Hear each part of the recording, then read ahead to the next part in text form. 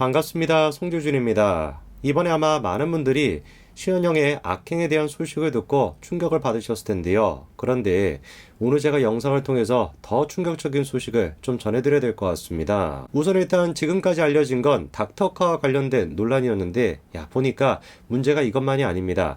제일 처음에 시현영이가 국회의원으로 나왔을 때 그때 타이틀이 뭐였습니까? 코로나 시국의 전문가다 이거였거든요. 근데 보니까 코로나 시기 때 시현영이가 했던 짓거리가 지금 했던 짓거리랑 전혀 다르지가 않습니다. 도대체 시현영이가 코로나 전문가다 뭐다 라고 떠들고 댕겼을 때는 또 어떤 만행을 저지른 것인지, 그리고 시현영과 관련된 논란을 쭉 보고 있으면 머릿속에 떠오르는 또 다른 사람이 한 사람 더 있는데 그 사람은 또 누구인지 영상을 통해서 같이 한번 보시죠. 자, 우선 일단 시현영이가 올렸던 이 페이스북 글부터 봐야 되겠습니다. 요게 이제 10월 30일 그 사건이 터진 직후에 올렸던 글이죠. 어마어마한 장문의 글을 써놨는데 내용은 간단합니다. 자기가 이제 그 현장까지 갔었다는 것이고, 현장에 가가지고 어쩌고 저쩌고 어떤 행동을 쭉 했는지 그거를 이제 미주알 고주알 다 지금 설명하고 있는 것이죠. 평상시에 진정한 의미의 봉사를 한 번이라도 해보신 분들은 아실 겁니다. 봉사활동 한 거에 대해 가지고 저렇게 자질구리하게 길게만 나열하지 않습니다. 그런데 우리의 시현영 의원은 글로는 부족했는지 방송까지 나가서, 김어준 방송까지 나가서 또 자랑을 합니다. 국회의원 중에 최초로 그 재난 발생 2-3시간 후에 도착하신 거예요.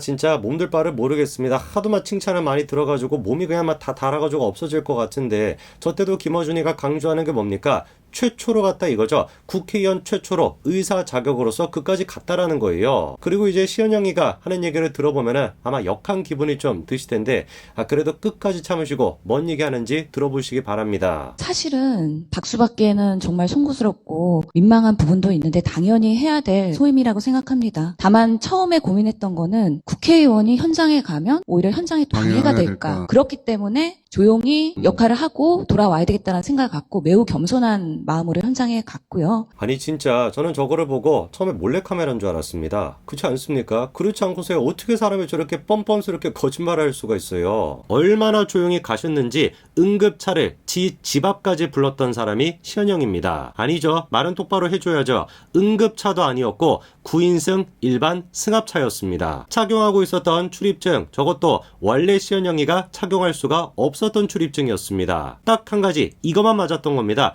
조용히 있다 갔다라는 거, 그거는 진짜 맞았던 거죠. 15분 동안 사진만 찍고 갔으니까. 사람이 진짜 이 정도로까지 추해질 수 있구나 라고 생각을 했었는데, 진짜 시현영이는 역대급인 것 같습니다. 이 아래는 그냥 없는 것 같아 라고 얘기하면 또 안 되겠죠. 우리 또 이재명 아저씨도 있으니까. 어쨌거나 민주당을 생각해보면 점차 후보들이 많기는 많습니다만, 지금까지 그래도 이 정도 수준까지는 아니었던 것 같아요. 더 소름이 돋는 게 뭐냐, 저렇게 숱한 거짓말하고 난 뒤에는 TV 방송까지 나가가지고 골든타임 4분이 중요하다 이따위 소리나 하고 있었던 겁니다. 100번 양보해가지고 지금까지 했던 거 잘못했다라고 자기가 시인하고 사과라도 했으면 그러면 또 모르겠습니다. 그런데 이 논란이 터지고 난 뒤에 시현영이가 대처하는 방식이 참으로 진짜 조국의 이재명의 민주당스러웠거든요. 유인태 전 총재가 논란이 터지고 난 뒤에 시현영이한테 전화를 걸어서 상황에 대해서 물어봤다고 합니다. 그때 시현영이가 했던 얘기가 뭐냐, 이미 자기가 갔었을 때는 할 일이 딱히 없었다 이런 식으로 얘기했다고 해요. 기가 막힌 거겠죠. 당연히 할 일이 없었겠지.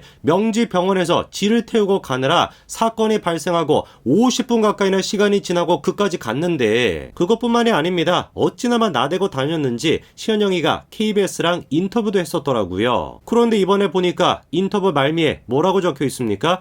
신영 측의 요청에 따라서 12월 21일에 수정을 했다는 거죠. 뭐를 그러면 도대체 요청을 해서 수정을 했다라는지를 보니까, 원래 시현영이가 인터뷰에서 제가 경증, 비응급 환자의 이송 등을 담당했습니다 요렇게 얘기를 했었는데, 저기에서의 저를 뭐로 바꾼 거예요? 저희 팀으로 바꿨던 겁니다. 저는 이라고 하는 말에서 저희 팀으로 바꾸는 게 무슨 의미가 있겠습니까? 엄청나게 큰 의미가 있죠. 왜냐면 애당초 시현영이가 인터뷰에서 자기가 이런 역할을 했다라고 얘기했던 거, 그거 자체가 거짓말 아니었습니까? 그런데 저거를 계속 그냥 제가 라고 남겨놓으면은 나중에 또 문제가 될 수가 있으니까 싹 말을 바꿔가지고 제가 해서 저희 팀으로 바꾼 겁니다. 시현영의 상상도 할 수 없는 만행은 여기서 끝나지 않습니다. 있습니다. 과거에 시은영이가 SNS에 올렸던 이 사진을 보고 제가 진짜 기절할 뻔했습니다. 여러분들 혹시 이 사진이 뭐가 문제인지 아시겠나요? 살짝 제가 힌트를 드릴까요? 저 사진 어디서 찍었대요?